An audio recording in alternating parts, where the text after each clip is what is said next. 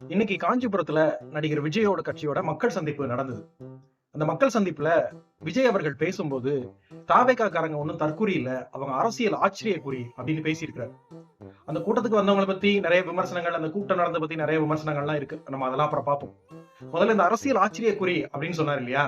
நான் அந்த கருத்துல ஒத்து போறேன். நிச்சயமா விஜய் அவர்கள் கூட இந்த கருத்துல நான் ஒத்து போறேன். ஏன்னா, நிச்சயமா அவங்க அரசியல் ஆச்சரியக்குறி தான். எப்படின்னு கேக்குறீங்களா?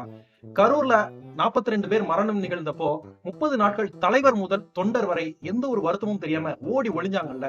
அதனால நீங்க ஆச்சரியக்குறி தான். மரம், டிரான்ஸ்பார்மர், பில்டிங் இப்படி எத பார்த்தாலும் ஏறி நிக்கிறாங்கல்ல. அதனால அவங்க ஆச்சரியக்குறி தான். விஜயோட கார பின்னாடியே தொரத்திட்டு ஓடுறாங்கல்ல. அதனால அவங்க ஆச்சரியக்குறி தான். அரசியல்னா என்னன்னே தெரியாம வாய்க்கு வந்ததை பேசிட்டு இருக்காங்கல்ல. அதனால அவங்க ஆச்சரியக்குறி தான். வீட்டுக்குள்ளேயே உட்கார்ந்துட்டு அரசியல் பண்ணலாம்னு நினைக்கிறாங்கல்ல. அதனால ஆச்சரியக்குறி தான். இப்படி நிறைய ஆச்சரியக்குறிகள் உங்கள பத்தி சொல்லிட்டே போகலாம். நீங்க உங்க கருத்துல சரியா தான் இருக்கிறீங்க. நீங்க நிச்சயமா அரசியல்ல ஆச்சரியக்குறி தான்.